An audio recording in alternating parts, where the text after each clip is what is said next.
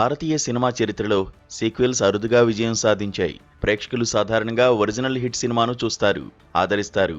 సీక్వెల్ను చూడవచ్చేటప్పటికీ కొత్తదనం తగ్గిపోతుంది. కథ నిస్సారమైనదిగా అనిపిస్తుంది. ప్రారంభ సినిమాలో పులకింపజేసిన అనుభూతి అంతగా పునరావృతం అవదు. ఇటీవల బాక్సాఫీస్ రికార్డులు బద్దలు కొట్టిన ధురంధర్ అందుకొక మినహాయింపే అయినా చాలా సీక్వెల్స్ మొదటి హిట్ సినిమా మ్యాజిక్ను పునః సృష్టించడంలో విఫలమవుతున్నాయి. 2024 సార్వత్రిక ఎన్నికల్లో నరేంద్ర మోదీ నేతృత్వంలోని బీజేపీని ఆశ్చర్యకరంగా సవాల్ చేసిన ఇండియా కూటమి 2029 సార్వత్రిక ఎన్నికల్లోనూ అటువంటి పోటీని సమర్థంగా ఇవ్వగలదనే నమ్మకాన్ని ఇండియా కూటమి 2.0 ఏమాత్రం ఇవ్వలేకపోతోంది. దానికి బదులుగా అంతర్గత నిర్మాణాత్మక ప్రక్షాళనతో దేశ పురాతన రాజకీయ పక్షమైన కాంగ్రెస్ను పునఃశక్తిమంతం చేయవలసిన అవసరమున్నదని చాలామంది భావిస్తున్నారు. మరి గత 2 సంవత్సరాల్లో యమునా నదిలో చాలా నీరు ప్రవహించింది. ప్రధాన రాష్ట్రాల అసెంబ్లీ ఎన్నికల్లో కాంగ్రెస్ పార్టీ పలు పరాజయాలను మూటగట్టుకున్నది.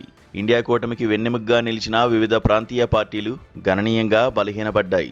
పశ్చిమ బెంగాల్ అసెంబ్లీ ఎన్నికల్లో ఓడిపోయిన తృణమూల్ కాంగ్రెస్ అంతర్గత తిరుగుబాట్లతో కుదేలైపోతోంది. మహారాష్ట్రలో శివసేన, ఎన్సీపీ చీలిపోయాయి. ఢిల్లీలో అధికారాన్ని కోల్పోయిన ఆమ్ ఆద్మీ పార్టీ తన ప్రాసంగికతను నిలుపుకునేందుకు నానా ప్రయాసలు పడుతోంది. ఇంకా ఇతర రాష్ట్రాల్లోని ప్రతిపక్షాలు అధికారం కోసం ఎంతగా పోరాడుతున్నాయో మనుగడను కాపాడుకునేందుకు అంతగా ప్రాకులాడుతున్నాయి. ఇండియా కూటమి భాగస్వామ్య పక్షాలు ఇటీవల న్యూఢిల్లీలో సమావేశమై తమ భావి కార్యాచరణ గురించి సమాలోచనలు జరిపాయి. ఉమ్మడి లక్ష్యం దార్శనికతతో కంటే 2029 లోక్సభ ఎన్నికల అనంతరం నరేంద్ర మోదీ తిరిగి అధికారానికి రాకుండా నిలువరించాలనే ప్రగాఢ ఆంక్షతో మళ్లీ కలగలిసిన రాజకీయ శక్తుల సంకీర్ణంగా ఇండియా కూటమి కనిపిస్తోంది.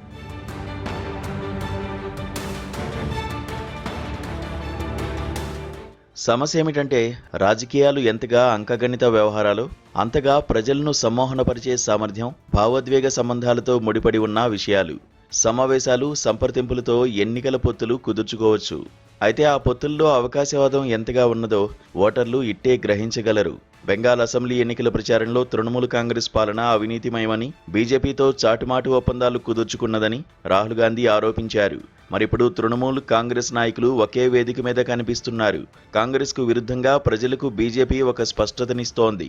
ఆ పార్టీ భావజాలంతో మీరు ఏకీభవించకపోవచ్చు, దాని పద్ధతులను మీరు వ్యతిరేకించవచ్చు. అయితే ఆ పార్టీకి నేతృత్వం వహిస్తున్నది ఎవరో ఓటర్లకు తెలుసు. ఆ పార్టీ ఏ లక్ష్యాల కోసం పనిచేస్తుందో బాగా తెలుసు. అధికారం ఎవరి చేతుల్లో ఉందో కూడా మరీ తెలుసు. వర్తమాన భారత రాజకీయాల్లో బీజేపీ ప్రాబల్యం కేవలం నరేంద్ర మోదీకి లభిస్తున్న విశేష ప్రజాదరణ ఫలితం కాదు. ప్రతిపక్షం తరచూ చీలికలు పేలికలైపోతుండడం కూడా అందుకొక కారణం. సదా అంతర్గత జగడాలతో అనిశ్చిత నాయకత్వాన్ని అందిస్తున్న ప్రతిపక్షం వైపు ఓటర్లు ఎందుకు మొగ్గు చూపుతారు? ఈ వాస్తవం దృష్ట్యా ప్రతిపక్షం తన విధానాలు, తీరుతెన్నులను మౌలికంగా మార్చుకోవాల్సిన అవసరం ఉన్నది. ప్రతిపక్షాలు ఎదుర్కొంటున్న సవాలు బహుశా ఇండియా కూటమిని పునరుద్ధరించడం కాకుండా మరింత పాత రాజకీయ శక్తి అయిన కాంగ్రెస్ వ్యవస్థను పునర్జీవింపజేయడమేనని చెప్పవచ్చు. ఇది వర్తమాన రాజకీయ కర్తవ్యం. అదలా ఉంచితే భారత రాజకీయాలకు సంబంధించిన బాగా ఆసక్తికరమైన విశేషం ఈనాటి ప్రాంతీయ పార్టీల్లో అనేకం కాంగ్రెస్ విశ్వం నుంచి ప్రభవించినవి కావడమే. మమతా బెనర్జీ పార్టీ తృణమూల్ కాంగ్రెస్, శరద్ పవార్ నేతృత్వంలోని నేషనలిస్ట్ కాంగ్రెస్ పార్టీ, జగన్మోహన్ రెడ్డి నాయకత్వంలోని వైఎస్ఆర్ కాంగ్రెస్ మూలాలు కాంగ్రెస్లోనే ఉన్నాయి. ఆ ప్రాంతీయ పార్టీలన్నీ కాంగ్రెస్ చీలిక వర్గాలు. నాయకత్వ వివాదాలు, రాజకీయ ఆకాంక్షలు, ప్రాంతీయ రాజకీయాల ఒత్తిళ్ల కారణంగా ఆయా ప్రాంతీయ పార్టీల నాయకులు కాంగ్రెస్తో తెగతింపులు చేసుకుని స్వంత పార్టీలను నెలకొల్పుకున్నవారే. అయితే విశాల దృష్టితో చూస్తే వారందరూ ఒకే భావజాల ఆవరణంలో ఉన్నవారే, సందేహం లేదు.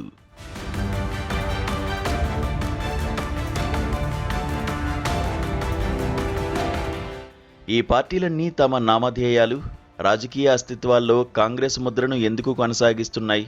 ఎందుకు ఒక కారణమున్నది. అవన్నీ కాంగ్రెస్ గర్భాశయం నుంచి పుట్టినవే.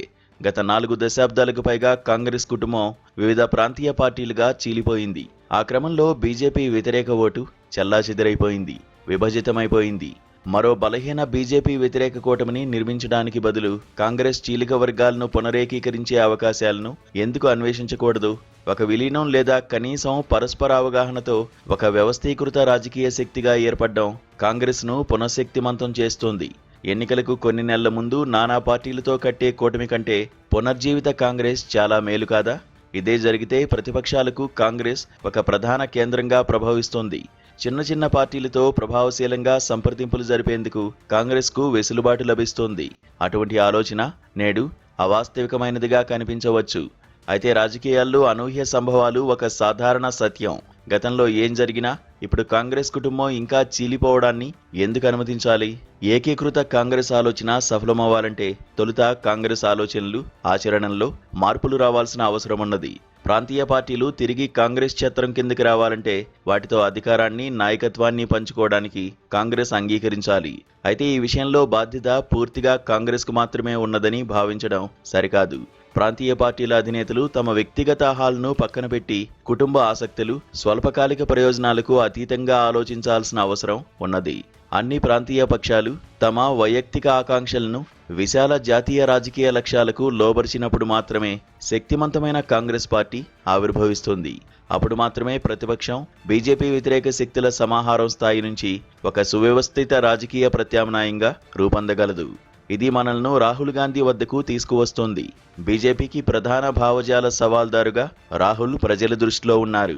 గత 10 సంవత్సరాలకు పైగా నిరంతరం రాజకీయ దాడులను ధీటుగా ఎదుర్కొని నిలబడిన రాహుల్ ప్రతిపక్షానికి ఒక పదునైన సైద్ధాంతిక బలాన్ని సమకూర్చడంలో సఫలమయ్యారు. అయితే బీజేపీ వ్యతిరేక భావజాల శక్తిగా ఉండడమే సరిపోదు. ఎందుకని?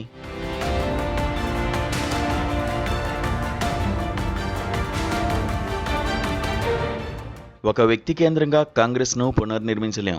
కాంగ్రెస్కి ఇప్పుడు అనుభవజ్ఞులైన ప్రాంతీయ నాయకులు, యువనేతలు, సంస్థాగత సామర్థ్యం, విభిన్న రాజకీయ పక్షాలతో సర్దుకుపోయేందుకు మరింత సుముఖత చూపే విశాల వైఖరి చాలా అవసరం. మరి ముఖ్యంగా అందరినీ కలుపుకుపోగల రాజకీయ పక్షంగా వ్యవహరించడంలో తన స్వతసిద్ధ సామర్థ్యాన్ని మళ్లీ చూపాలి.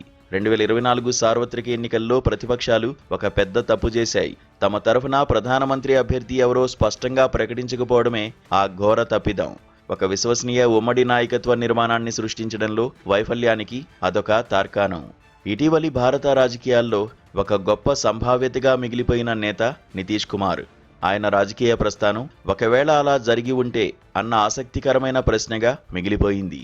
ఇండియా కూటమి భాగస్వామ్య పక్షాలు తమ ఆకాంక్షలను పక్కనబెట్టి నితీష్ను కూటమి కన్వీనర్గా ప్రకటించి ఆయన నాయకత్వానికి సాధికారత కల్పించి ఉంటే అద్భుతం జరిగుండేది కాదు.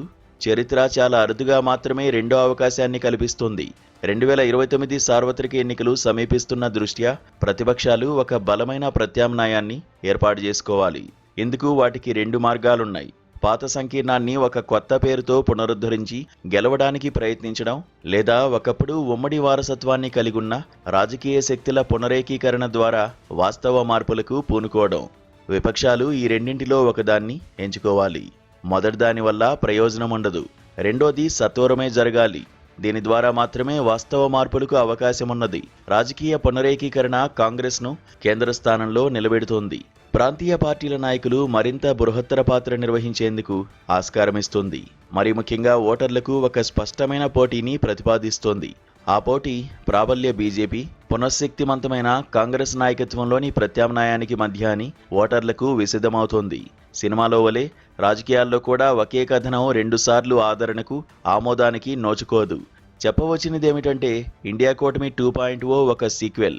ప్రతిపక్షానికి నిజంగా అవసరమైనది కాంగ్రెస్ నాయకత్వంలోని ఒక నిజమైన రాజకీయ పునఃప్రారంభం.